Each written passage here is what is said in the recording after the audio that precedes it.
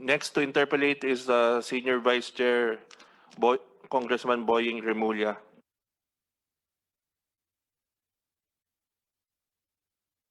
Maraming salamat po, Mr. Chairman. Ito muna tatanungin ko ang DBP muna, no? Para malinaw lang. Diyan sa Mr. Herbosa. Is President Herbosa in? No, only Naniagas, chairman ng 2002 to 2006. Okay. Kasi Remedios Makalintag, 98 to 2002. Okay. Kasi anyway, anybody from DBP can answer, no? Ang DBP po ay isang pag-aari ng taong bayan. It's a state-owned bank. Tama ho, no?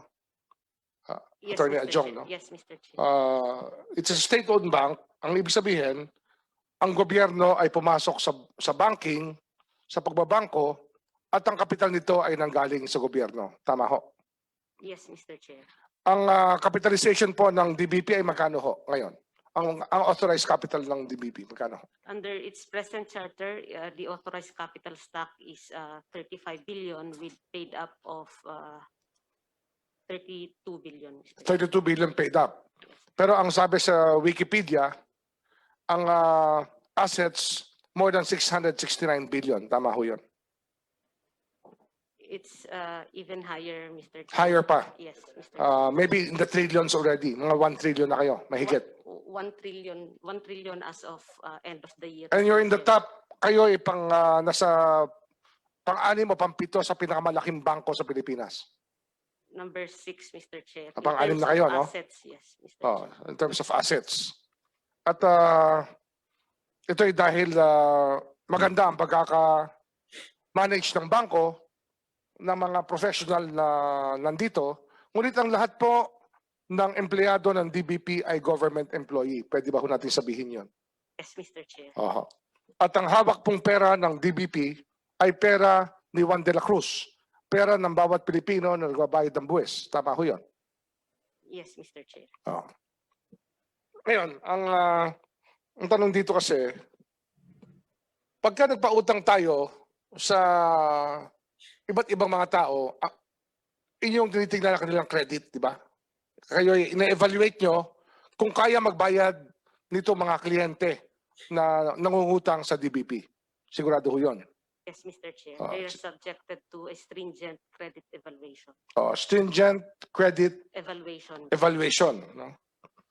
Ngayon, ang original charter po ng DBP ay pautangin ang agricultural at industrial sectors ng ating lipunan. Tama ho? The original, yes, Mr. Chair. Kasi ang DBP tinatag pagkatapos ng gera ng World War II, 1947, tinatag ang DBP para sa reconstruction ng Pilipinas kasi wasak na wasak tayo ng panahon ng Hapon. Tama ho, no? Yes, Mr. Chair. That's the history of DBP.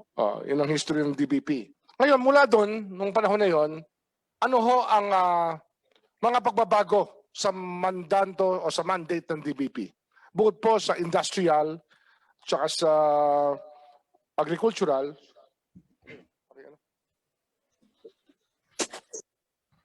mula sa industrial,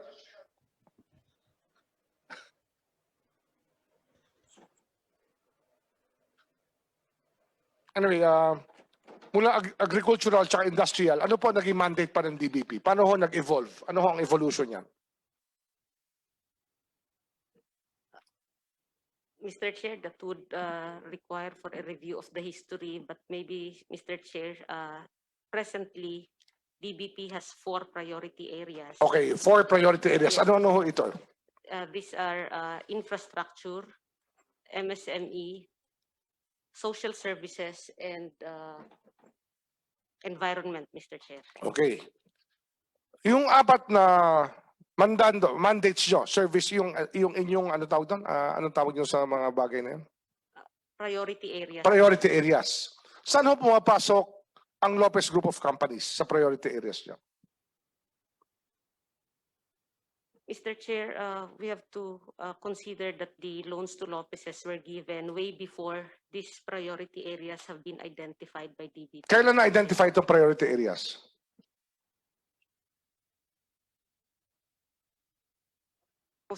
If I can provide one, Mr. Chair, it most likely under this current administration, Mr. Chair, Ngayon lang binago ang kanyang... with respect to identifying these 4 priority. Nung araw kahit sino pa uutangin nyo, ganon. O wala kayong bawal, basta lahat pwede pa utangin nung araw. Subject to, again, Halimbawa, Mr. merong Chair, hong OFW, gustong bumili ng bahay, pwede ba sila mangutang sa DBP? Mr. Chair, DBP is not, as far as I know, we are not into housing providing. Wala kayo sa housing, retail banking, hindi kayo nagpo-provide sa pangangailangan ng mamamayan na maliliit. except for salary loans, Mr. Chair. We are not into retail banking. Okay. Kaya yung mga pangangailangan ng maliliit na tao, hindi talaga kayo nagsiservisyo. Well, they can fall under MSME, Mr. Chair. Oh, kasi ang laki-laki. Ilan ang branches ng DBP? 100 na ba? We have 129 branches Oh. plus 11 branch light units. Ang kinakausap nyo mayayaman lang? Hindi kayo kumakausap ng hindi masyadong mayaman o kaya yung taong nangangailangan ng mangutang na mamamayan, hindi nyo ho kinakausap. Yung malalaki lang ang kinakausap nyo. Mr. Chair, we are into developmental projects and it does not go into whether mayaman po or mahirap, but more of if they would fall within these priority areas and other programs of DBP. Kaya kung maliit ang kailangan, ayaw nyo. Gusto nyo yung malalaking pautang lang. Again, Mr. Chair, we have MSME programs for the those that would fall under that category, Mr. Chair. Tinatanong ko lang to kasi ang ginagamit po ng DBP rito, dapat maalala ng tao, ang Development Bank of the Philippines ay isang bangko na pag-aari ng mamamayang Pilipino. Tama ho, no? Yes, Mr. Chair. Kaya pag meron tayong nawawalang pera, o kaya may pagkukulang, o kaya meron nangyari na may napagbigyan, kailangan magpaliwanag ito sa taong bayan. Yes, Mr. Chair. Bale, lahat po ng ginagawa ng DBP, accountable po tayo sa ating mamamayan sa lahat po ng ginagawa. Yes, Mr. Chair. Ang COA lang nag-audit o kaya ang BSP sinusupervise, ngunit andyan pa rin meron na ba hong mga tao sa DBP na pumasok na demanda sa Sandigan Bayan o kaya na nakasuhan ng ombudsman o sinuspend ng ombudsman?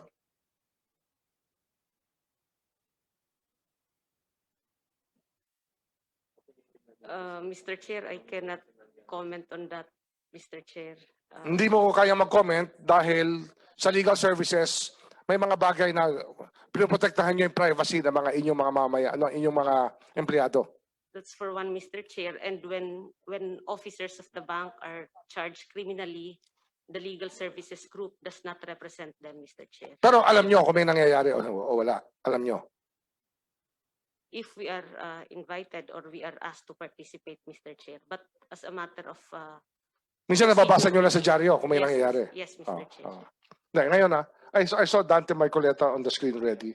Maybe he can first ask the questions and then I'll just follow up later. Thank Salamat you. po. Thank you, Senior Vice Chair Remulla. Next to interpolate is the Deputy Speaker, Rodante Marcoleta. DS Marcoleta. Unmute, please. Maraming salamat, Mr. Chair. Good morning to everyone. Mr. Chair, may I direct my initial questions to any representative from BenPress Holdings Corporation? Yes, Mr. Salvador Tirona and Attorney Quezon, the Corporate Secretary, Lopez Holdings. Please direct your questions now, DS Marcoleta. Who is on board, Mr. Chair? Who among those mentioned is on board? Yes, they are on board, the both of them, Attorney Quezon and Mr. Tirona. Thank you. Anybody from those mentioned can answer, Mr. Chair. I'd like to know when was BenPress Holdings Corporation was incorporated.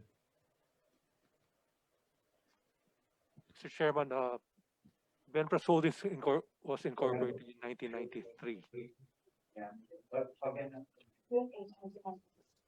1993? 1993, Mr. Chairman. Would you tell us the reason, please, why only in 1993 was BenPress Holdings was incorporated? It was incorporated to be a holding company for. Why only in 1993? Is there any reason?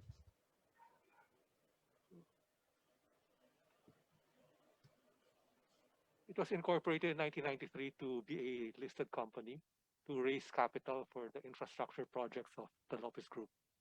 Mr. Chair, the question is why only in 1993? Why not in 1990, 89, or earlier?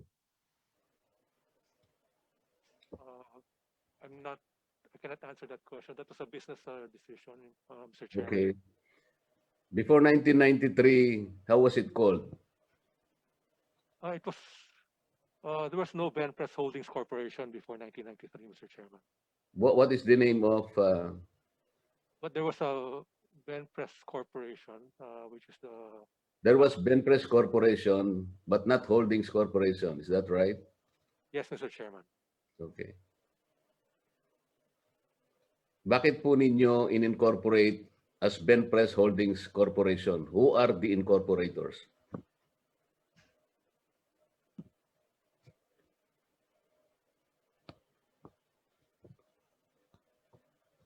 These were the family members of the Lopez, Mr. Eugenio Lopez Jr., Mr. Oscar M. Lopez, Mr. Sinakis, Mrs. Sinakis, Manuel M. Lopez. Those are the family members. So these are the same members of the families that also incorporated ABS, EFCB, and Holdings Corporations. Is that right?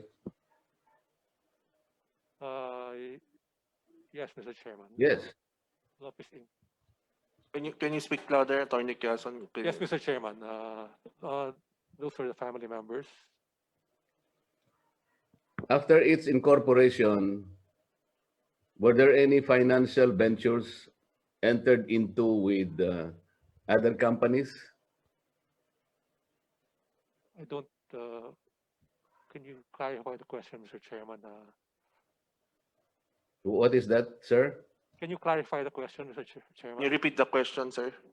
Mr. I'm asking the chair that after the incorporation of Holdings, Benpress Holdings Corporation, if there were any financial ventures that it entered into with other companies.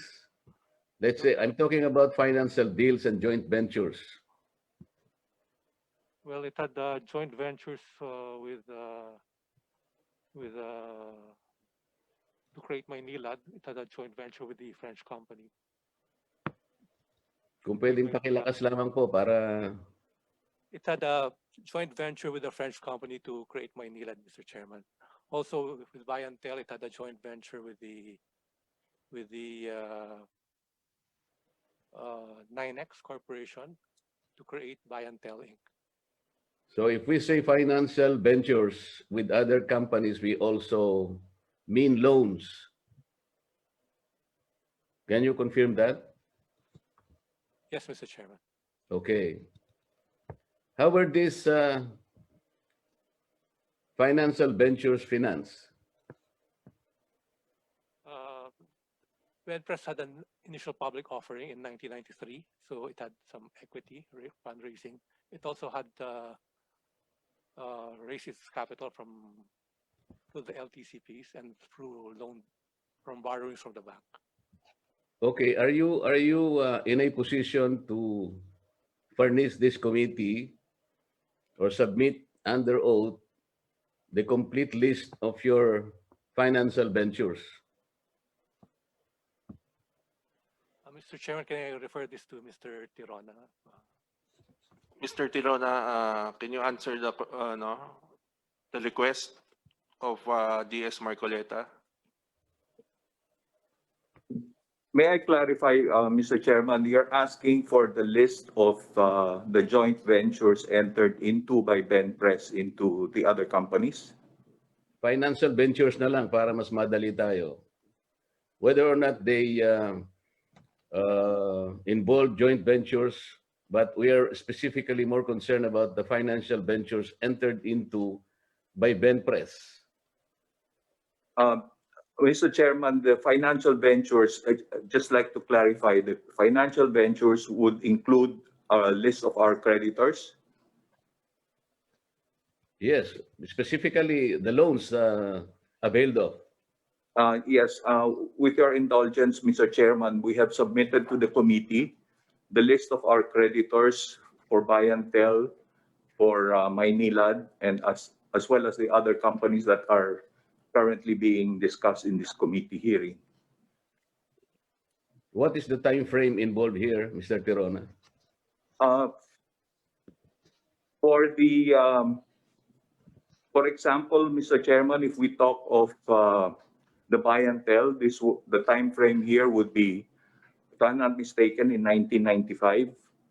We submitted the documents involved in the financing, which was called the Omnibus Loan Agreement, where all the financial companies that led buy and tell were listed in that document, Mr. Chairman. Mr. Chair, can we assume that BenPres also absorbed financial obligations like outstanding loans of other companies it entered into, whether natural or juridical? I'd like to clarify that question, Mr. Chairman. It's not clear in my mind what the question is. We're talking of, let's say, when you entered with financial ventures, there might be obligations like what we had established earlier this morning on questioning of Congressman Garbin. BenPres assumed some obligations of Maynilad. So things like this, nature of transactions like this, we would like to know if BenPres absorbed other financial obligations of other companies you entered into. More specifically, whether or not these were entered prior to 1993. Are there cases like this, Mr. Tirona? None, not that I know of, Mr. Chairman. Yung sa financial obligations po natin, dahil sinabi kanina nung kasama ninyo that meron kayong mga financial ventures and we would like to know to what extent that these obligations have been secured. Kasi po kailangan nating malaman kung paano natin babayaran yung mga obligations that you entered into. Not only with BenPres itself, but also with those entered into with its affiliated companies. Paano po yung mga security aspects nito? Last hearing, I remember, Mr. Chair, that I asked if BenPres can submit yun pong mga contractual obligations so that we will be able to know from there ano-ano po yung interest rates, ano po yung mga collaterals na in-establish doon, because we will not be able to know this until and unless you provide us the terms of your contracts with the committee. Were you able to provide this? I know, Mr. Chair, that this is one of those I requested during the last hearing. Mr. Chair, to answer that directly, yes, we submitted the documents referred to or asked by the congressman. This was submitted last February 16 to the committee. It included the documents for the loans as well as which included the list of securities and lenders of the loans, Mr. Chair. Okay. Considering, Mr. Chair, that I have not looked into all these documents, may I just ask Mr. Tirona if the government ever guaranteed payment of some of these loans? Was there any government guarantee, Mr. Tirona? There was no government guarantee on any of these loans, Mr. Chairman.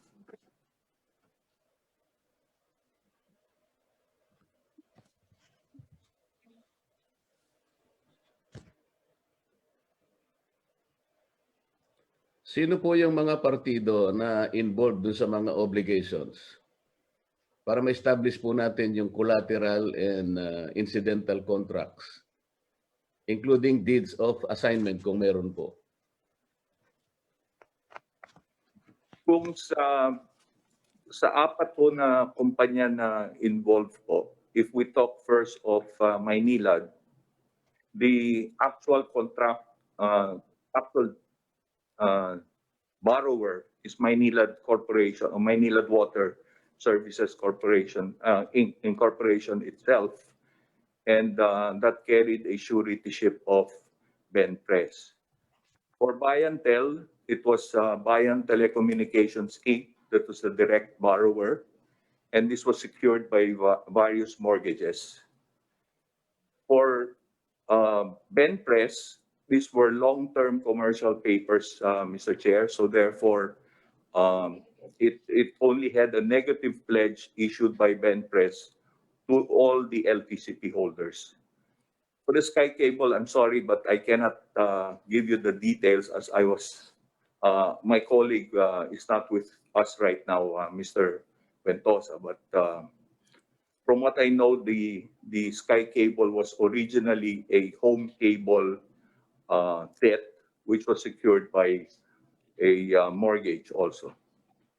Mr. Tirona, your answers will be subjected to some evaluations anyway if this representation is able to look into the documents that you have submitted. You will agree with that, right? Yes, sir. Prior to the 1986 assumption into power of President Cory Aquino, were there any financial problems encountered by those obligations absorbed by BenPres? I'm assuming that even prior to 1993, when BenPres Holding is not yet incorporated, but it is a corporation, do you recall some financial extensions or absorptions given to any company affiliated with BenPres or Lopez Company that had encountered some problems? Mr. Chairman, I'm sorry, I cannot answer that because I was not connected with the Lopez Group at that time, and I have no knowledge of such. Do you have somebody in your company today, Mr. Tirona, who will be in a position to at least recall some of... Attorney Quezon, do you have some input on this? Mr. Chairman, I also cannot answer that question since I joined the Lopez Holdings only in 1993. Mr. Aguilar?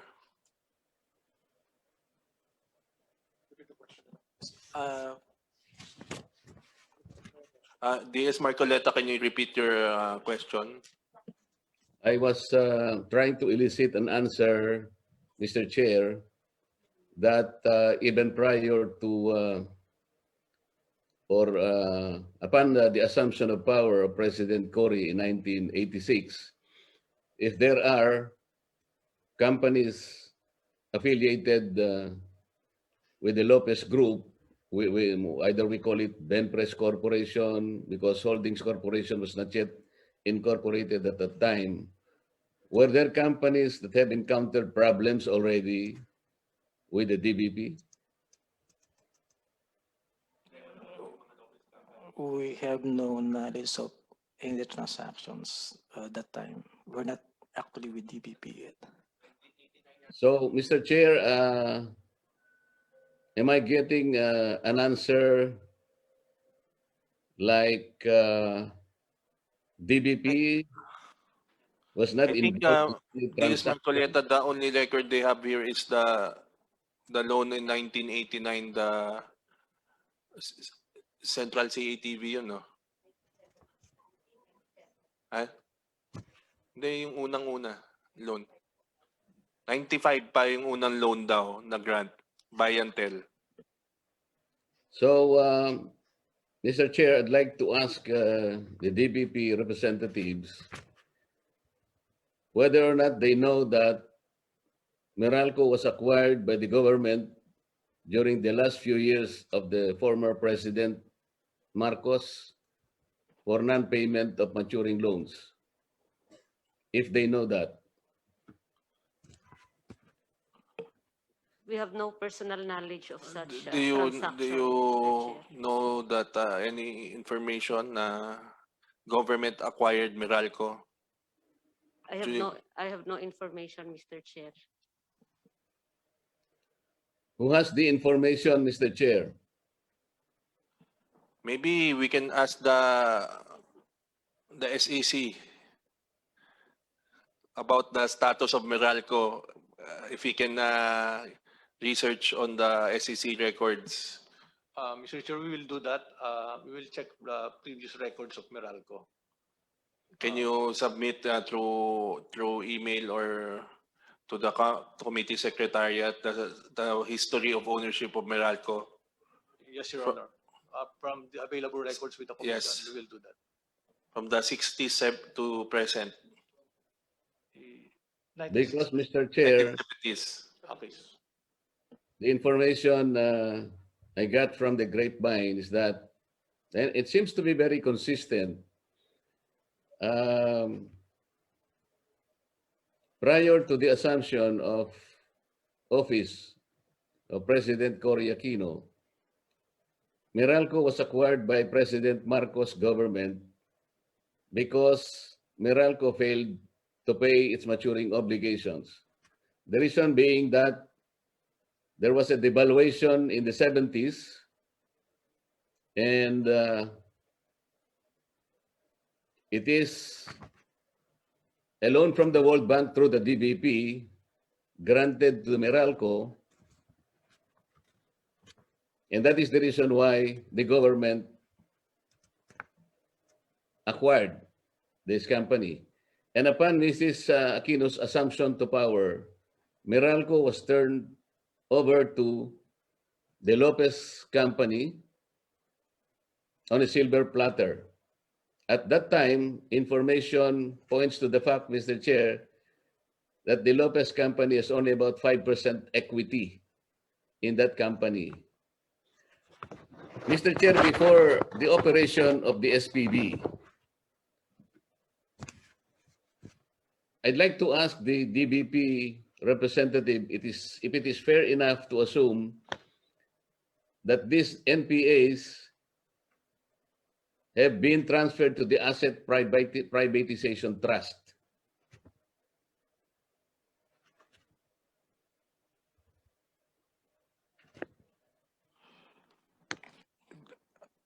Do you have information on the query of GS Marcoleta, DBP, Attorney Adjong? I would have no information of such transaction, Mr. Chair. Can we get any? Mr. Chairman. Yes.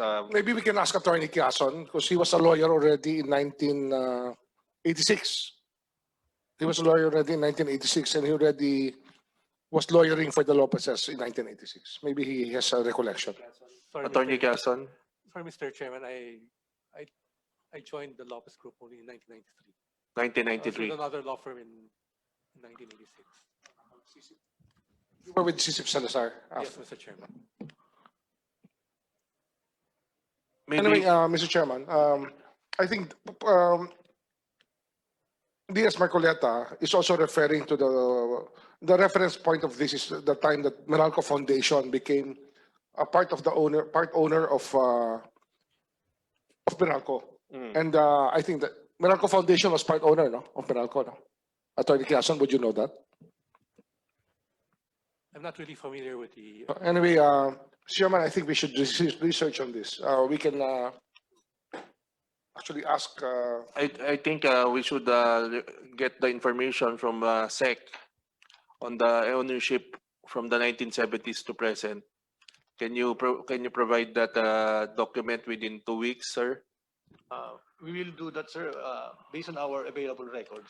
Thank you. So, make our reports based on. And the DBP, may I direct any information on the what was mentioned by DS Marcoleta on the loan from the World Bank, course through the DBP, if there is such, for the Meralco purchase? We will check our records. Yes. Yes. During the late 70s or early 80s. Mr. Chairman, can we have a suspension? Okay, 1 minute suspension. suspension, 1 minute.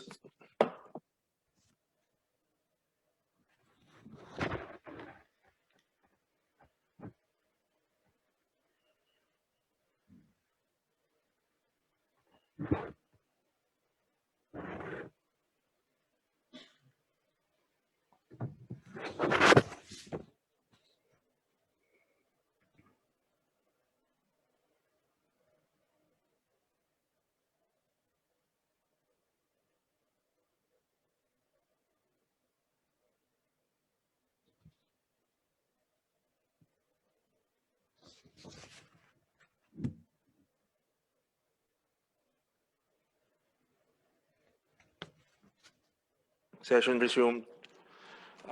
DS Marcoleta, we need to wait for the all available records to push on the questions you are asking. Are you Yes, Mr. amenable to Chair, transfer to another topic for the meantime?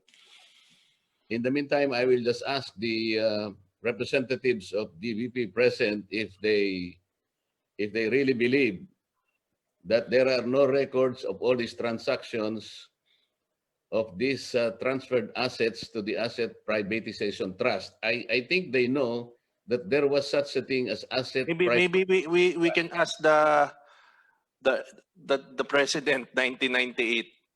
You want to ask Miss Yes, maybe- Mr. Chair, if the president at the time was there, no, if he's 1998, because she was the all present here are not members of the DBP during the 1990s. Maybe you can ask Yes, Mr. President Chair. Remedios Macalintan. Mr. Chairman, Yes, can we ask the privatization and management office to be, be here, invited. to be invited, so they can shed light on this matter that DS Marcoleta is asking? I may direct the COMSEC to invite the head of agency of the privatization and trust And management office, management office. which is the successor of APT. Okay, I think they're in Makati, na Legazpi Village. Mr. Chair, I think I will also request the committee to invite General Francisco Gatmaitan, if he is still alive, because he was the one appointed by President Cory at the time when Meralco was. We will research if he's still alive and we will invite him. Yes, Mr. Chair. General Also- who? General. So I would like, if he is available, the committee should invite the former DBP chairman and former finance secretary Jesus P. Stanislao, because I think he would know May all we the. invite the former Secretary of Finance, Jesus Stanislao? He's also former DBP chairman, Mr. Chair. Okay, we will invite him. Thank you, Mr. Chair. Thank you. Thank you, DS Marcoleta. Next to interpolate is, before to recognize the next interpolator, may I ask Mr. Salvador Tirona of Lopez Holdings? Yes, Mr. Chairman. Yes, presently, do you have any active loan from a government banking institution, GFI? Presently, we do not have, Mr. Chairman. Are you aware of, because here I was informed that there were several instances that the Lopez Group loans, the one mentioned here, the 4 loans, they have been asking for, they have been granted extension of due date, the maturity date. So they will not grant this if it was not requested. So why is this that you keep on requesting extension, but there was no payment? Mr. Chairman, may I just clarify that this may have something to do with the Maynilad loan. The Maynilad loan was granted at 1 billion, and it was a bridge loan or a short-term loan. If I'm not mistaken, this was for 3 or 6 months. And every time that there is a maturity, that's a normal practice that finance people would sit down with the lenders and work out a renewal of the short-term loan. So that's the reason why for Maynilad, there were several rollovers or renewals of the loan. It was not an extension per se of the due date, but rather a renewal of a new promissory note. Okay. Would of the four companies that defaulted on the loans, two applied for corporate rehabilitation, Maynilad and Bayantel. Is this correct? Yes, two companies went through corporate rehabilitation, Mr. Chairman. So so we can say that these two companies are already mismanaged because they cannot already they seek the help of the courts already. So we can say that these are mismanaged. Would you say so? No, actually, Mr. Chairman, may I just explain that the defaults of the loans of Bayantel and Maynilad, which were the two companies that went into a rehabilitation, were affected by the Asian financial crisis. The effects of the Asian financial crisis affected these companies, no? And for Bayantel, it was not Bayantel that petitioned for the rehabilitation, but rather creditors represented by the trustee bank, Bank of New York. For Maynilad, on the other hand, it went through rehabilitation because it was at that time that a arbitration committee's decision was given, and yet we couldn't resolve the problems we had with MWSS. That's why the company had to resort to go to a rehabilitation petition to solve the problem of Maynilad. Okay, thank you. Thank you, Mr. Tirona. May we ask Representative Mike Defensor of Anak Kalusugan Party List to interpolate? Maraming salamat, Mr. Chair. To all our colleagues, magandang umaga po, and to our resource persons. Mr. Chair, susundan ko na muna ho yung katanungan ninyo para lang humalinaw. Andito po wala po si Ma'am Makalingkag of the DBP. If I may ask her. Hello, Ayan. who are you asking? Si Ma'am po, DBP President Makalingkag. Ma'am. Yes, President Makalintag. Makalintag. Yes, can you hear me? Yes, ma'am. Mr. Chair, if I may proceed. Ma'am, tatanungin ko na lang po kayo kasi susundan ko lang po muna yung tanong ni Mr. Chair. Doon na muna po sa topic ng Maynilad 1 billion loan. Ma'am, nare-recall nyo po, binigyan nyo po ng loan ang Maynilad dahil po doon sa presentation nila, meron po silang mga 350 million loan from different, sa iba-iba pong mga financial institutions. Nagkaroon po kayo ng bridge facility na 1 billion. Tama po ba? Yes, Your Honor. Yes. Now, Mr. Chair, ma'am, ito pong bridge loan na to ay wala pong collateral. Kung di po yung guarantee ng board members ng BENPRES na sinasabi nila yung joint solidary signature ang naging guarantee po. Tama po ba? Well, this was many years ago, more than 20 years ago. Nakalimutan ko na siya. Maybe I can check. It's okay, ma'am. Pero in the normal course of business, binibigay naman po yung ganito na 1 billion na walang collateral for the particular bridge financing na kailangan po at the time nung pong Maynilad. Normally, ang collateral niyan mga facilities, pagka ganyan, normally, I don't recall kung anong collateral niyan. But usually, these are collateralized facilities. Yes, ma'am. For the record po, minutes number 9, yung pong binabanggit ni Chairman, April 26, 2000, binigyan niyo po ng special one-shot transaction of a 1 billion facility. Ito pong itong Maynilad Water Services. And basically, ang naging guarantee po niya was the joint solidarity signature. Just to set the record straight, yan po yung nangyari. Minutes number 9, April 26, 2000. So anyway, so ma'am, you recall, meron po tayong 1 billion na binigay. I think so, yes. Okay. So, Mr. Chair, ngayon po, ang based on the I see Chairman Nanyagas, nandito rin po kasama natin. If I may go back now to Mr. Chair, alam nyo si Chairman Nanyagas when I was in housing would guide me on the different aspects of housing at the early stage. Siya po yung tumutulong sa akin noon. At marami po tayo, Mr. Nanyagas, na pinag-uusapan noon dun sa non-performing loans ng housing portfolio, including Pag-ibig, NHMFC at NHA, Mr. Chairman. Chairman Nanyagas, ang tanong lang po namin kasi, ito pong kanina binanggit, nagkaroon po ng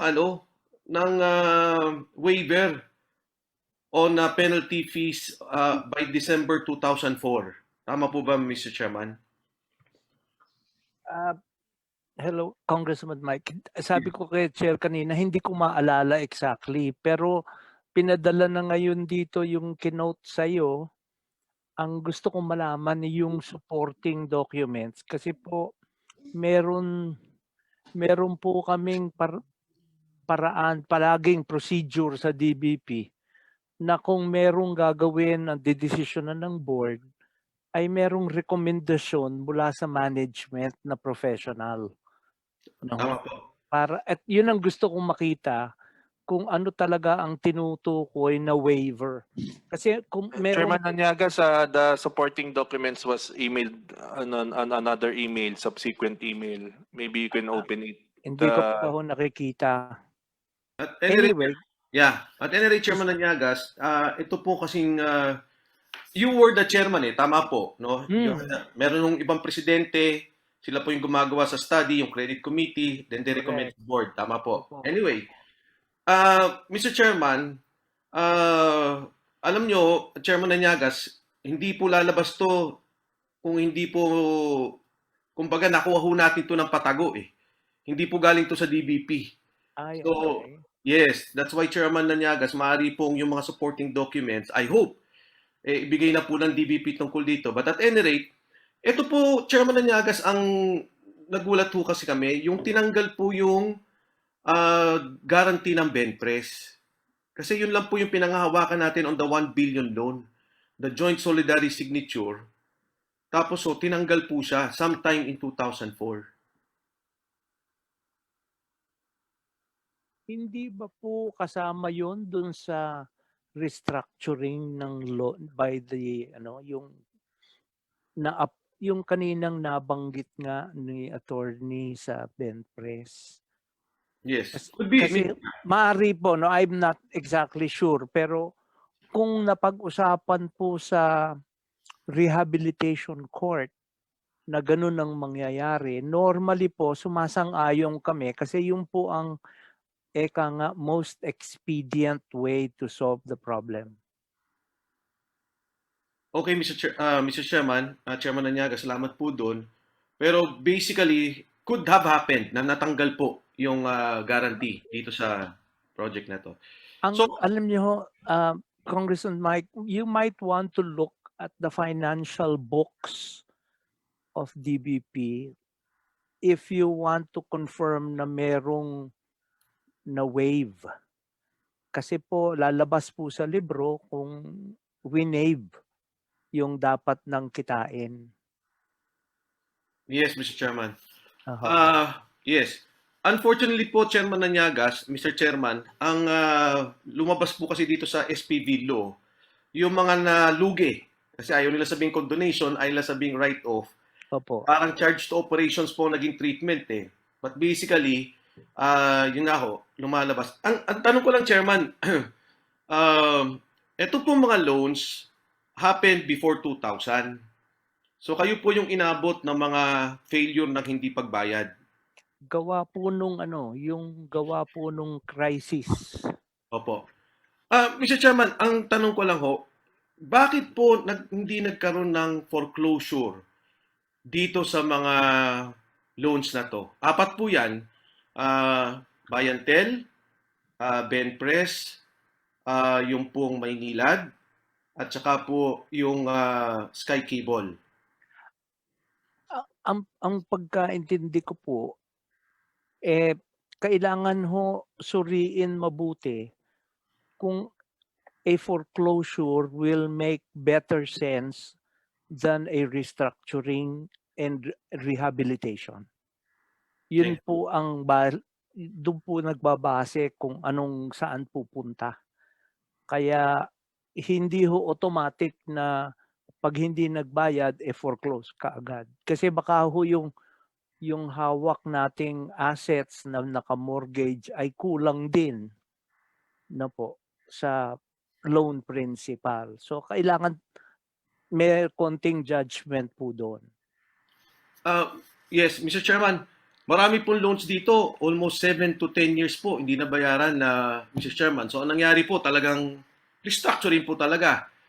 Chairman Anyagas ang naging direksyon ng DBP tungkol sa mga loans na to. Meron pa pong isang konsiderasyon na hindi natin napag-usapan, yung pag nag-foreclose po, hihinto po yung performance ng duty ng korporasyon. Ano po?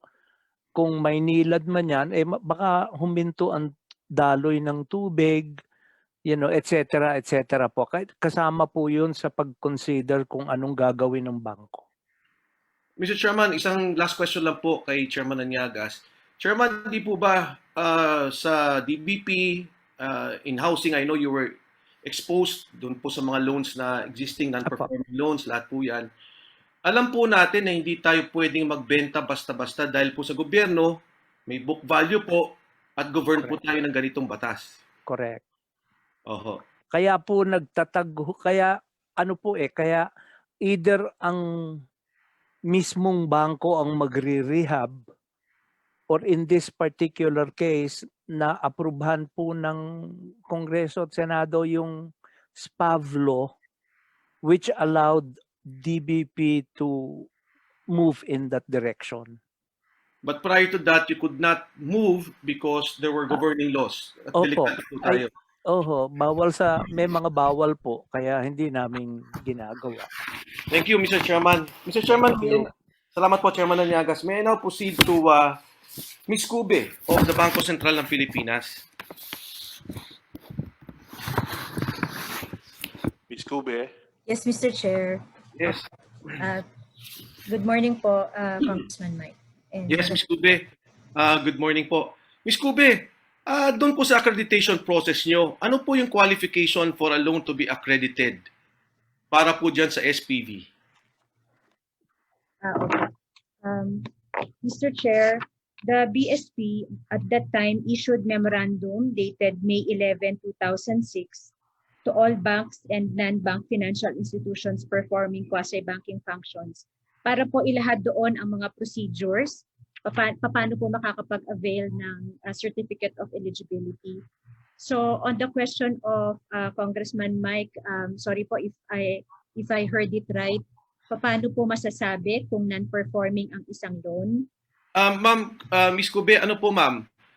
What will qualify? Ano po yung qualification para kayong maging accredited? I mean, tama ba? Accreditation ng ating loans?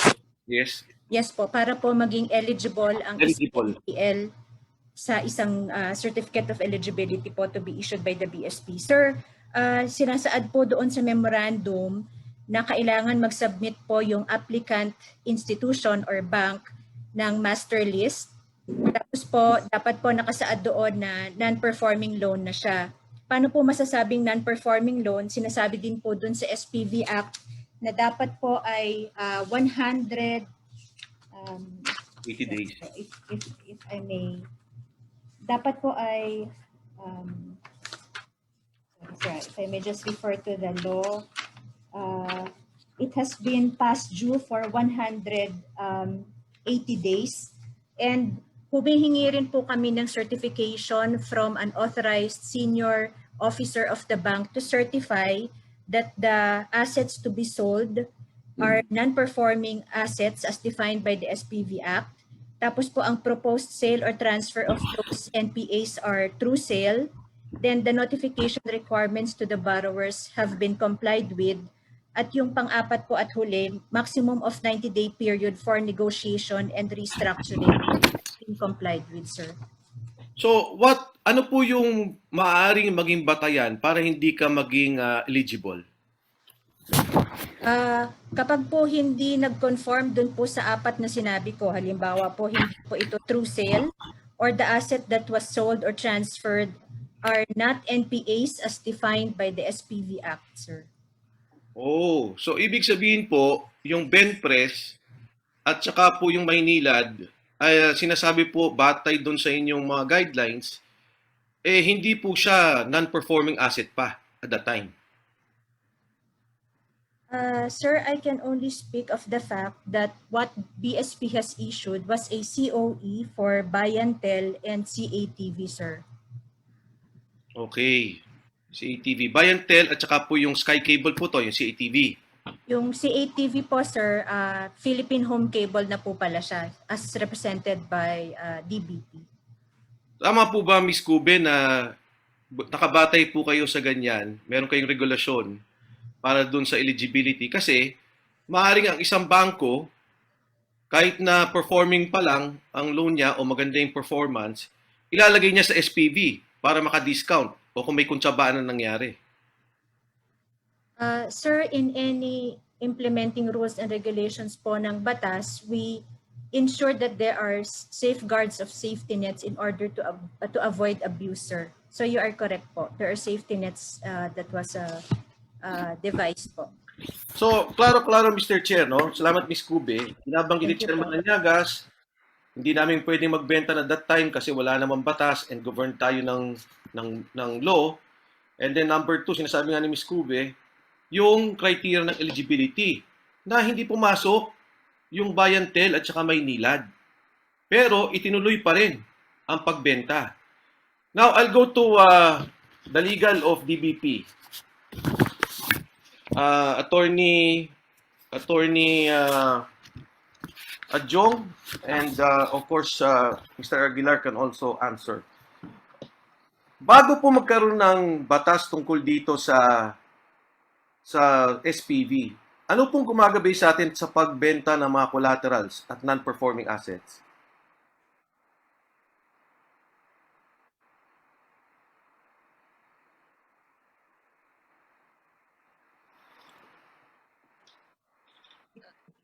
Mr. Chair, I'm not aware of the policy in existence then, but as a matter of practice, DBP does not transfer NPAs because we are guided by a policy on handling bad accounts. Mr. Chair, medyo conflict ata po yung binabanggit ng DBP. Sinasabi nila, we will not dispose of assets because we can handle bad accounts.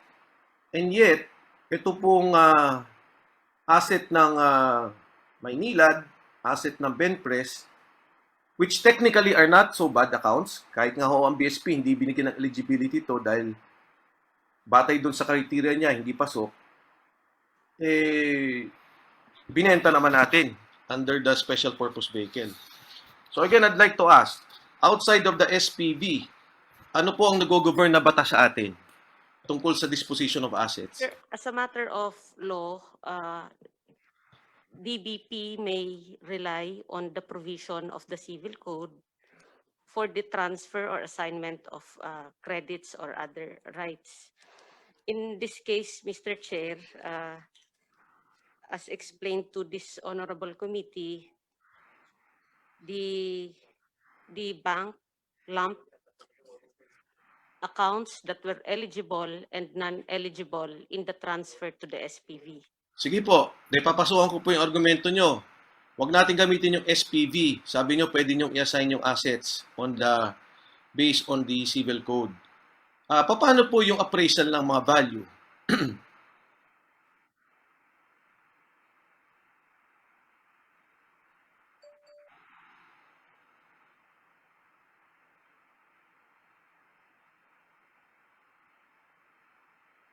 May we just confer with the Mr. Aguilar, Mr. Chair, on this matter.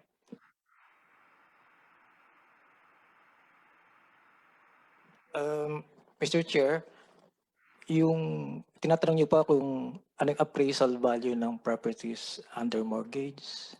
Hindi, kasi ang unang tanong ko, outside of spam, pag wala, kunyari, nung wala pa yung SPV, anong ginagamit niyong batayan to dispose assets?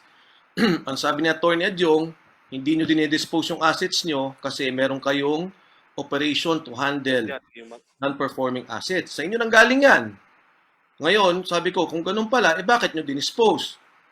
Tapos ang next na sagot was civil code, assignment of credit. Ang tanong ko, sige, in-assign ninyo. Huwag nyo gamitin yung SPV. Ano yung valuation na ginagamit nyo? Yun na nga po yung reason why we engage Ernst & Young to do the valuation of the portfolio.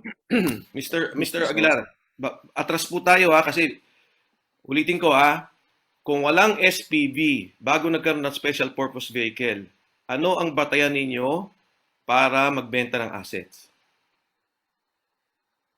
Yung binasa po kanina ni Attorney Sor, yung reason why nagbenta ng DBP ng mga NPAs. Yun po yung batayan bakit po nagbenta ng mga NPAs. At yun rin po yung batayan bakit po nag-engage ang DBP ng financial advisor. Mr. Chairman, ano lang, gusto ko lang paulit sa kanila yung sinabi nila about the NPAs. Ano yung standard natin to sell NPAs? What's the standard followed by DBP? Para maulit lang for Congressman Defensor's guidance.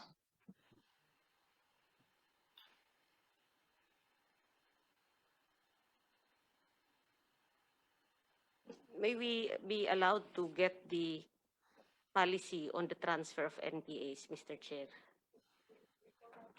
Sige, okay na sa'yo, Congressman Defensor? Yes, Mr. Chair, thank you, Honorable Remulla. Kasi po, well, Mr. Chair, I just want to quickly reply to that. Lahat naman po ng government financial institutions, isa lang po ang nag-govern na batas. And I'm surprised na yung legal ng DBP hindi alam. Are you aware, Attorney Adjong, Mr. Chairman, na merong case tayo sa Supreme Court ng Purificación Urbano Arrienda versus GSIS? Alam niyo po ba to? Nagdesisyon ng 2001. We have to check the case, Mr. Chair. Ano po yun? Amienda versus GSIS? Urbano Arrienda de Castro. Now, the reason na ni-raise ko po tong case na to, kasi ito pong taong to, nag-loan sa GSIS. Nung pong pinorclose po siya, gusto niyang i-buyback, hindi siya pinayagan, nagkaroon ng base price ang GSIS. Nagkaroon ng negotiation, eventually, na-ibenta ng GSIS sa ibang tao. Umabot po ito ng Supreme Court. And dito nakalagay dito, ano yung governing laws ng ating government financial institutions. Yung pong ating COA circular, meron po tayo niyan. Tama po ba, Atty. Adjong? Yes, sir. Sir, clarify ko lang po, if this case pertains to AROPA po, to an acquired asset of GSIS. Yes, Atty. Adjong. It is. So ano, Atty. Adjong, ang governing circular natin sa COA on the sale of assets?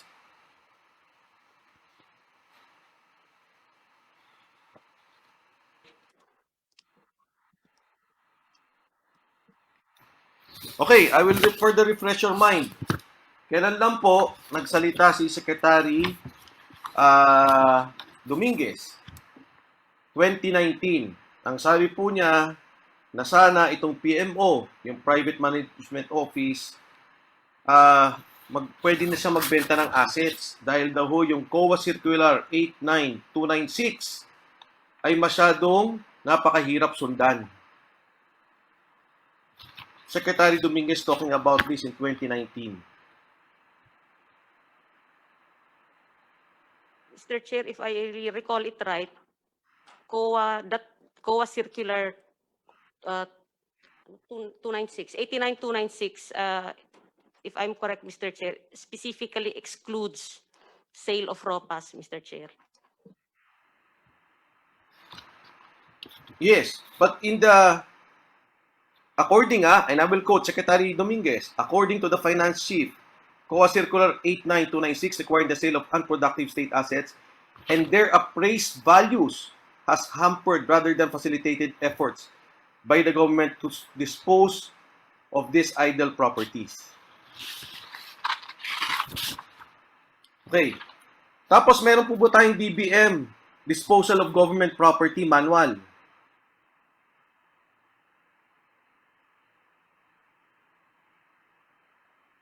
Yes, Mr. Chair. Okay. So yan po yung nag-govern din sa DBM, sa atin, sa Development Bank of the Philippines. Again, Mr. Chair, we have policies on disposal of ROPAs. Asan nakalagay? Nakabatay po saan na batas ang mga disposal nyo? Yes, sir.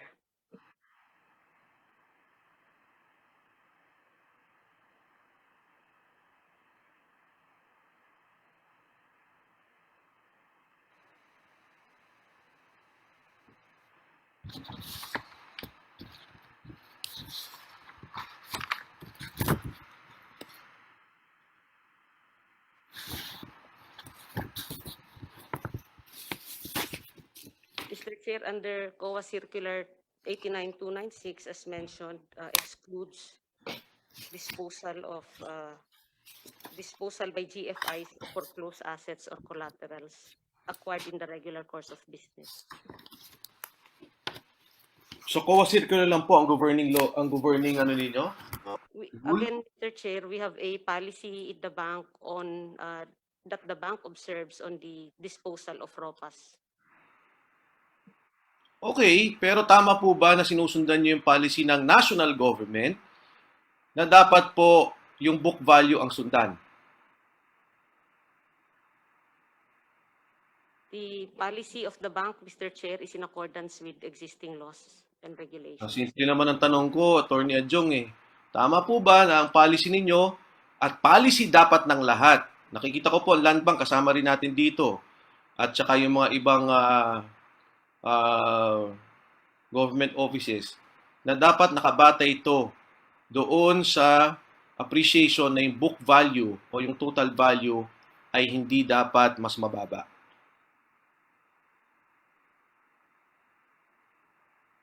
As a matter of policy on the part of the bank, Mr. Chair, bank policies are adopted in accordance with existing laws and regulations. So anong ibig mo sabihin na Attorney Adjong, exempted kayo dahil DBP kayo? Hindi kayo susunod sa gobyerno? Hindi po. Oh, so ano kayong policy? Ang sinasabi ko po, Mr. Chair, is that the policy of the bank was adopted in accordance with existing laws and regulations po, Mr. Chair. O ngayon, ang tanong ko, yung existing laws and regulations, hindi dapat kayo bumaba sa book value kung walang SPV. Tama po ba? We would have to check, Mr. Chair. Ang bilis mo sumagot, Mr. Chair. Ang bilis mo sumagot doon sa policy. Pag tinanong ko yung policy, hindi mo naman pa alam. So what is the policy? Di ba? It should not go below the book value. I've requested, Mr. Chair, that we be given time to produce the, actually we're communicating with our head office now for the submission of the bank policy on disposal of assets. Mr. Chair, we don't need that. We know that. Alam na po namin to. Pagka walang SPAV, kahit na po Secretary of Finance nagsalita, Chairman Nanyagas nandyan nagsalita na rin ng BSP na itong mga values ninyo, book value, kailangan nyo sundan. Now, under the SPV, wala akong problema kung lower kayo. Pero kailangan mayroon kayong eligibility, which sinabi nga ni Ms. Cube, batay doon sa guidelines, hindi nyo sinundan. So anyway, hindi na namin kailangan yung policy na yan kasi klaro naman yan eh. Land Bank, is Land Bank here? Para lang klaro. Tingnan, may I ask Mr. Sacro of the Land Bank of the Philippines? Yes. Mr. Chair, good morning po. Yes, good morning. Mr. Sacro, pasensya na po kayo at nahila kayo dito sa usaping to. Good morning. Yes. Mabilis na tanong lang po. Good morning po. Good morning. Mr. Sacro, tama po ba na may governing guidelines po tayo na pagka may assets tayo, hindi po tayo pwede magbenta ng mas mababa sa book value. Um, ang ano po namin, ang policy po namin is we based it based on our charter na kailangan po idadaan po muna sa public bidding, yun pong property. Pag kasi nasabi po kasi natin na non-performing asset yan, dalawa pong klaseng asset yan. It's either non-performing loan or ROPA na tinatawag. So yung sinasabi ko po about the ROPA, yung disposition of assets. So una, public bidding. Pagka nag-fail po yung public bidding, ay tumatanggap na po kami ng negotiated sale na tinatawag. So pinapublish po namin yan. Ngayon, dinedetermine po namin yung valuation po ng ROPA based on the appraised value of that property. Yun po yung baseline po namin in setting the minimum bid price of that property. Yun po yung ginagawa po namin. Thank you, Mr. Sacro. Just to qualify lang ko, no, it's either the appraised value or the book value, whichever is higher. Tama po ba? Sa appraised value po kami nagtitingin ng minimum bid price po namin. Opo, appraised value. Iba po kasi yung book value. Okay po. Pero more than usual, but usually mas mataas po. Mas mataas po yung appraised value pag sa ROPA. Opo. Salamat po. Doon po There sa are times kasi na talaga syempre nag-depreciate po yung property. So may mga impairment losses po na tinatawag. So yun, nababawas po sa book value ng property. Lalo na kung may mga improvements. So for example, yung property, may depreciation din po yan. So bababa po yung appraisal nun.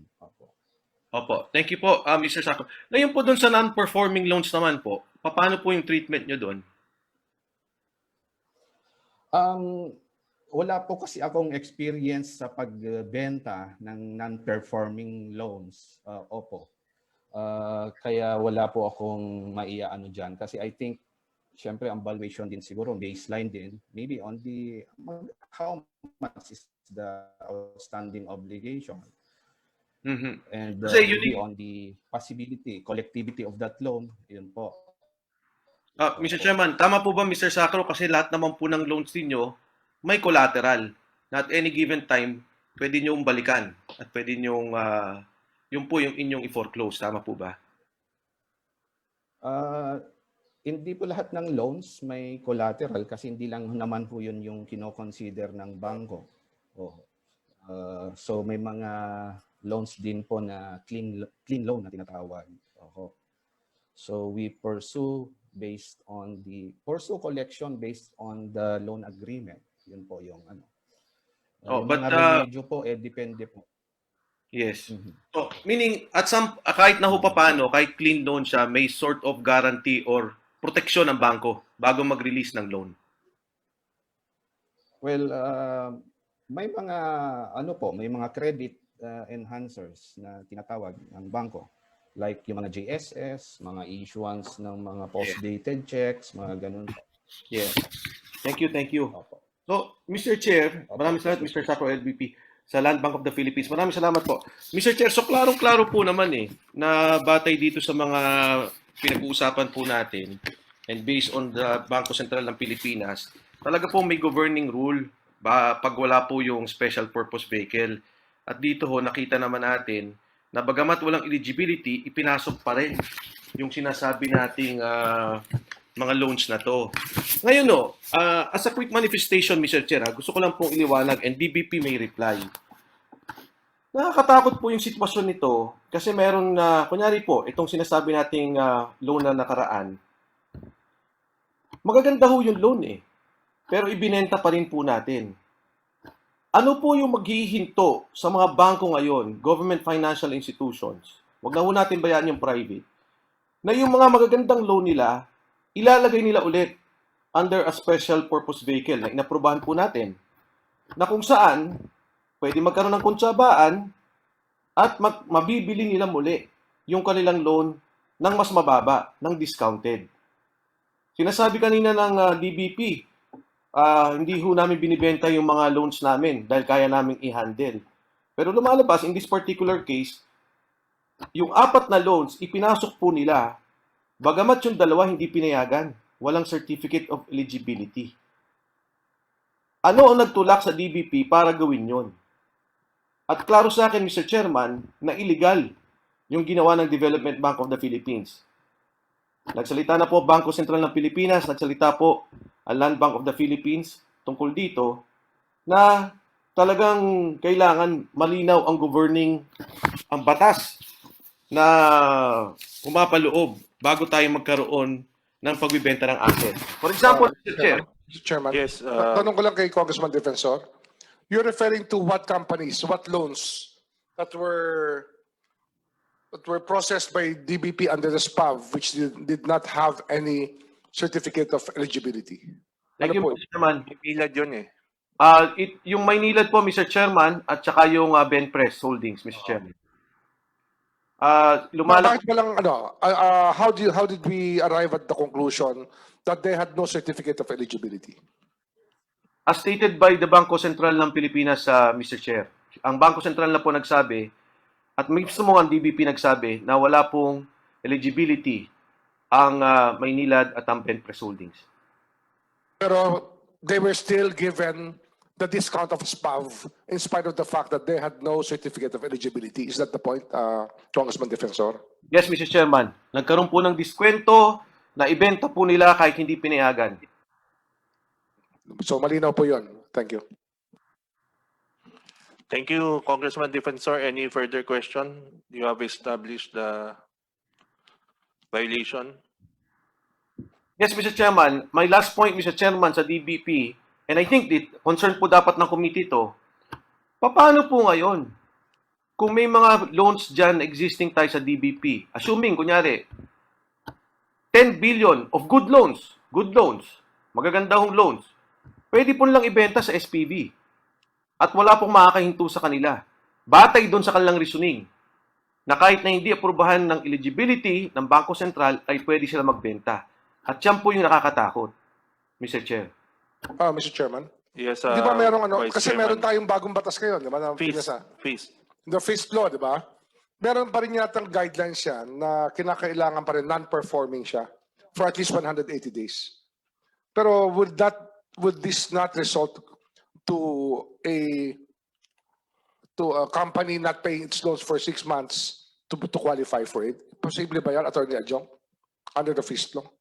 Actually, sir, if I may highlight a provision in the fees law, section 12, letter B, there's a proviso that says nothing in this act shall be construed to prevent the transfer of NPAs under other applicable laws. So anyway, Mr. Chair, in our comment to the SEC on the IRR, on the draft IRR, we suggested that this be clarified so that if banks are not allowed to lump or commingle non-eligible SP accounts or NPAs to the eligible NPAs, it should be clarified to guide banks and other entities that may avail of the provisions of the So are you admitting, Attorney Adjong, that there's a mistake on the part of DBP to lump the 4 loans together in spite of the fact that 2 of them did not qualify as because they had no COE? No, Mr. Chair. Actually, we want a clear provision in the IRR on how this proviso in the law should be implemented, which says nothing in this act, meaning the FIST, shall be construed to prevent the transfer of NPAs under other applicable laws. Mr. Chair, Yes, Congressman Defensor. ang problema kasi, Mr. Chair, ng DBP, ang tingin niya sa sarili niya private. Hindi niya naiisip na gobyerno siya, as earlier stated by Congressman Rimulya. Kasi ang private, pwede. Kahit na ba 100% niya na performing kung gusto niyang ibenta under SPV to enhance the other accounts, walang problema.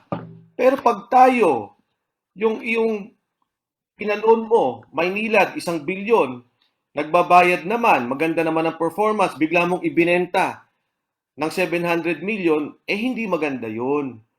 Pagka yung account, kunyari, and I will not talk about the Lopez loan, but I'm talking of the future, may nagbabayad 80%. bigla mong inilagay, diniscount mo na naman. Meron ho tayong graft and corruption doon. Kaya wag gong isipin ng DBP na siya ay pribado. Public financial institution po siya at govern siya ng mga batas. Congressman Defensor, do you have any more questions? Wala na po, Mr. Chairman. Gusto ko Thank lang po klaro for the record na yan po yung mga violation ng DBP on this particular issue. Maraming salamat, Mr. Chairman. Noted. Thank you.